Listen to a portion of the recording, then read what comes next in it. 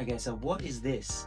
This is a USB bootable drive, pre-flash with the latest Batocera software, which is an emulator program, and it's actually installed with all the emulators you need. You just need to drop your ROM files into the corresponding ROM folder for that system and you're good to go. It is a simple plug and play boot drive. I'm going to show you how to put it in, set it up. It boots up into the Batocera system and it has some shareware on it installed, so we've got Doom on there and a couple of other games so you can go on and play straight away and configure your controls. But it's designed to put your own games on in the most simple way possible. It is 128 gigabyte, USB 3.0, so it's reliable OEM chip. You can run it straight off here. Ample space for all the retro ROMs you've got.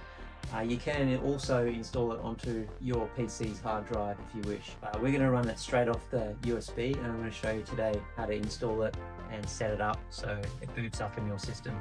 So follow along and let's get this thing set up. First thing we're going to do is I've got this old PC which I'm going to use. You can use a Raspberry Pi or a laptop. There's an old Windows 7 PC. I'm just going to simply put the drive into one of the USB slots and turn it on. See it light up.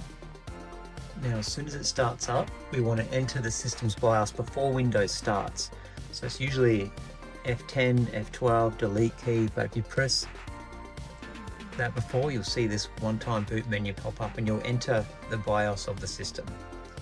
Now once we're in here, yours will look different. It might look the same, but each one is slightly differently laid out. So we want to find where it says change boot settings.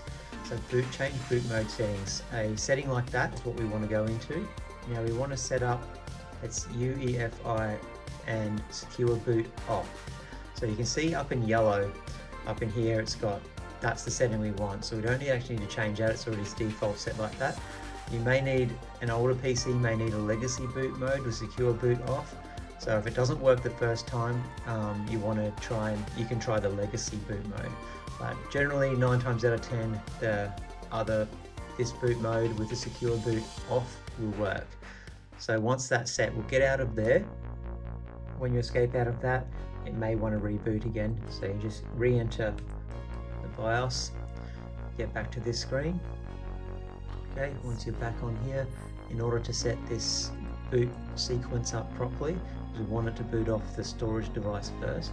We go into BIOS setup, and it lets you use a mouse. So if you have a mouse connector, you can do that. But all we need to do is we want to go down to boot sequence. Once again, it'll look different on yours, and we can move these things up and down. So I've set Batocera, which is a USB boot drive, first. So you select the boot sequences of everything, and then we want the USB to boot first so it goes into our systems before Windows starts. And you can double check here that this setting is on. Set up like that, hit apply, and if you may, in your system, you may have to go to this secure boot one to set this on to disabled.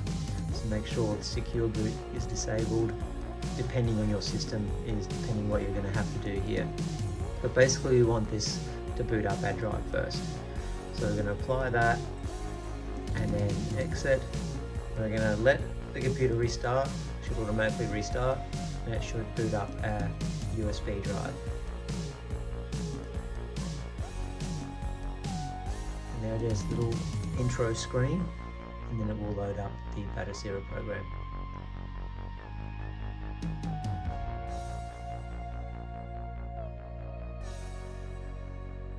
Okay, you're in.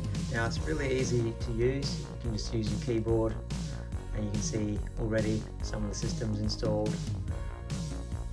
And then you've got your menu down here, you've got all your other things. So the spacebar will bring up that menu, and you've got a load of options which we'll get into in a deeper video. We'll just do a basic setup for now.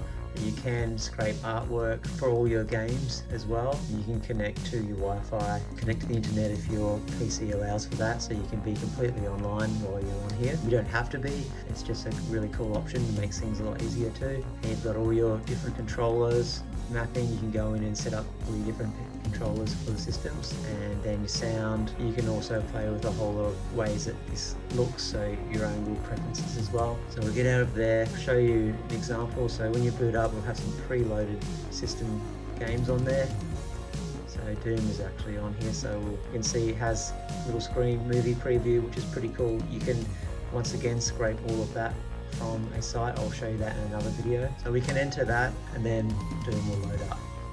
There it is, the right ratio and everything. It's very good emulation. Haven't got any sound hooked up on this at the moment, so I'm just demonstrating it off a PC onto a monitor, just to give you an idea of how everything works. Then we get out of there. Okay, now in order to load some of your own games, say you've got some games that you want to put on the system, it comes pre-installed with something on each one. What we want to do is press F1, and then we'll enter into the back end, where it's like Windows Explorer, really easy to use. You can see this is the drive we're on right now, and you can see all these little folders. This is the ROM folders, so you can see literally every system here, right from DOS all the way through to Nintendo, Super Nintendo, Mega Drive, 64, you name it, PS1, they're all on here. And all you need to do is drag and drop your ROMs into this folder. So I'm going to show you a quick way how to do that. It's really easy. If it's not on the system, or you don't have access to the internet, the most basic easy way is to use another USB, and I'm just going to plug that into the system, and you'll see it pop up along here. There it is. I've already put some ROMs on here that I already own, so make sure you get your ROMs legally. Obviously I can't tell you where to get those, but it's a pretty simple Google search. That's easy enough. So on here I've got a couple of different ones. Let's do the Super Nintendo folder that I was in. So say I've got all of these games on here. We'll just do one, a Street Fighter. You can drag and drop all of them if you want to, but I'll just do one for this demo. So it's the same thing. You just simply copy it, go back up to the ROMs file, and you want to find Super Nintendo, which is here, and then you're just dumping the folder straight into there. Okay, now you can, as I was talking before, get the artwork, and that sits in the images folder, and you can do video previews, that can sit in the video preview folder as well. But for now, let's get out of here. So we're just going to file, close window. Now if we go straight into here, you can see it's not here yet. So what we need to do is you press spacebar, go down to game settings, and click update games list. Really update? Yes. And it will reboot, and then once you go in there, you can see that Street Fighter 2 Turbo is in the games list. So let's have a quick look. I'll boot that one up. See, it has a nice little Super Nintendo surround. Once again, no audio. I'm just demonstrating this.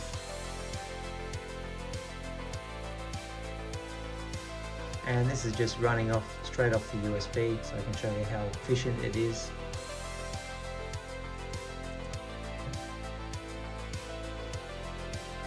I haven't configured the controls yet.